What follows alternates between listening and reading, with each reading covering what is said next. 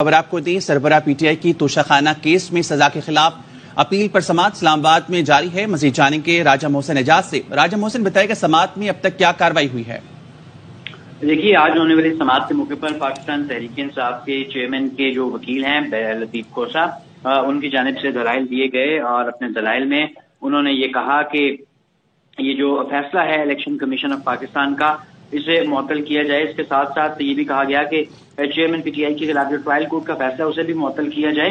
Chief justice Islamabad high court ने उनसे इस्तफसार किया कि आप ऑर्डर में तरमीम करवाना चाहते हैं, जिस पर सरदार लतीफ खोसा ने कहा कि जी मैं ऑर्डर में तरमीम भी चाहता हूं।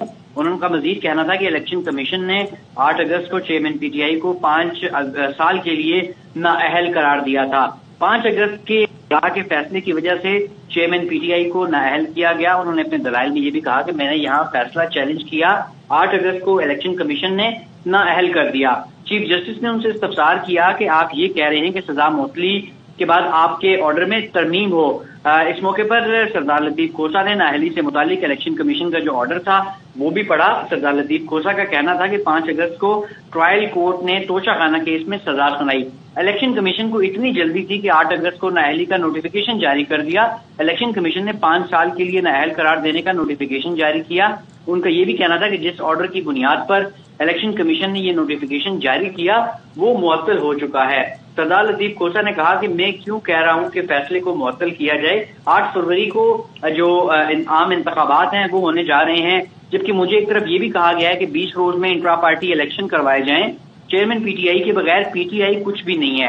उन्होंने अपने दलाइल में ये भी कहा कि एक सियासी जमात के हेड के तौर पर इस फैसले के मुझ पर गहरे असरात हैं। पहले पिटीशन मैंने तैयार नहीं की थी। लतीफ खोसा ने यह भी कहा कि पार्टी हेड के तौर पर इलेक्शन से बाहर होने से मेरे हुकूक मुतासिर हो रहे हैं और अगर ये फैसला मुअत्तल ना हुआ तो जो चेयरमैन पीटीआई हैं उनके हुकूक मुतासिर होंगे और अगर ये सजा मुअत्तल ना हुई तो पॉलिटिकल पार्टी भी इससे मुतासिर होगी। इसके नताइज इंतहाई तबाहकुन हैं।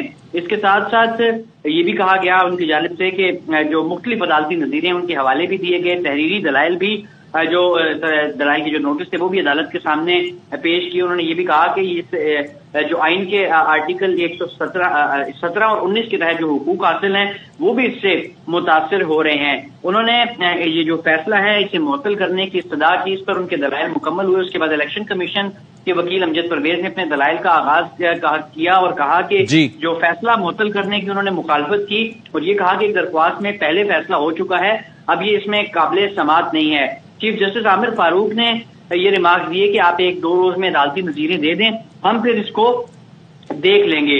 इसके साथ अदालत ने इलेक्शन कमीशन के वकील को जल्द अदालती नज़ीरों की तफसीलात फराहम करने की हिदायत की और सरदार लतीफ खोसा ने इस्तदा की कि अदालत आज ही इस पर फैसला कर दे। चीफ जस्टिस ने कहा कि इलेक्शन कमीशन के वकील तफसीलात दे दें, फिर इस मामले को जो है वो देख लेते हैं। अब इस केस की जो समाअत है उसे मुअत्तल कर दिया गया है। शुक्रिया आपका राजा मोहसिन एजाज।